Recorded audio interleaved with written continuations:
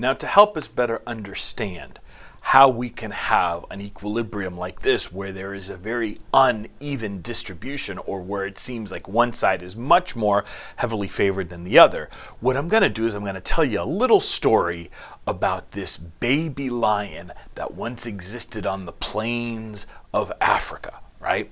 And so this little baby lion, let's call him, I don't know, Samba, was sitting there one day with his dad.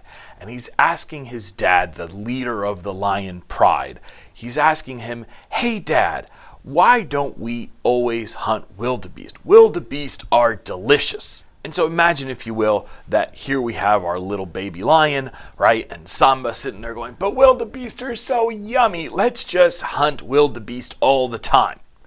And what does the wise father say? He goes, look, here's the thing. There's a certain balance that exists in nature. If the only thing we do is chase and hunt wildebeest, then we're going to thin the entire herd out. And if we thin the whole herd out, they're going to go somewhere else. They're not going to sit there and graze in these lands. Well, if we do that, then suddenly we're going to starve, and then our pride ends up dying. And so, in a very elegant way, that wise paternal lion describes to his cub this idea of equilibrium. So imagine, if you will, that here we have our little baby lion Samba, and Samba sitting there crying and yelling that he would like to have more wildebeest. Well, in essence, what the wise dad was describing was, he was saying, look, there is a certain balance that exists between these two species. In other words, what we're going to do is that we are going to create, in essence then, a seesaw of sorts. Except, if I were to sit there and create this seesaw, I would expect that almost immediately I would need a heck of a lot more of the wildebeest than I would need of the lions. And if you think about it, when you think of the African Serengeti or any other ecosystem like that on our planet, you'll notice that usually the animals that are more prey animals will work in herds. And those herds have one thing going for them: numbers, numbers, numbers. So what happened? When I take this example here, and I have all of these wildebeest, let's say give or take these 8 for every one lion, what's going to happen is that these wildebeest are going to heavily skew and tip the scales to their side. In doing so, what we're going to see is that this is an example of an equilibrium that heavily favors our herd animals. It heavily favors, in this case, the right-hand side.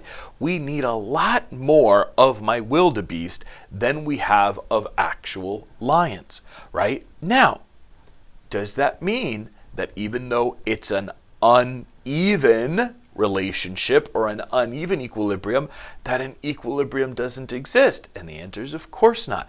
There is an equilibrium that exists. And maybe the ratio is something like we need 100 wildebeest for every one lion.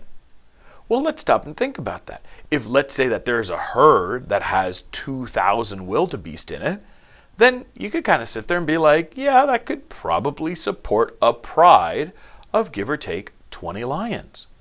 Does that mean that those 20 lions are going to literally eat one wildebeest a day?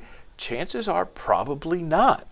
They will go after the weak, they'll go after the sick, and so what will happen is that they will keep that herd pretty strong, pretty healthy. They'll take out the weakest ones, but overall, if the herd suddenly were to die off, let's say, sake of argument, there's a massive drought and now there's not enough food, and we go from 2,000 wildebeest, we drop down to now 1,000.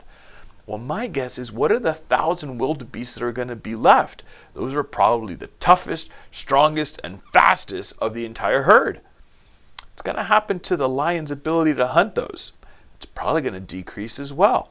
And so what I could expect is that as the herd of wildebeest decreases, then eventually, in order to compensate, so will the size of the pride of lions. It's going to get smaller and smaller.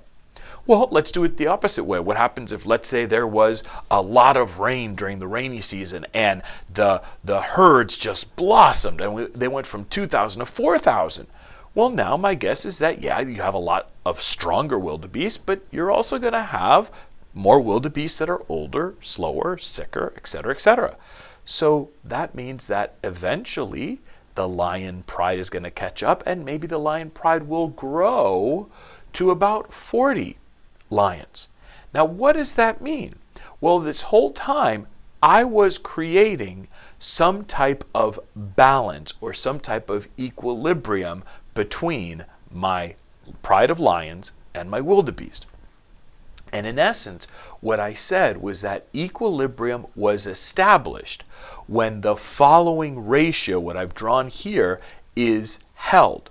So meaning, if, let's say that suddenly we were to take and double the size of this pride, so now, double the size of the herd, what that means is that now, if I want to reestablish this balance, what I'm going to have to do is I'm going to have to add more lions to this whole equation.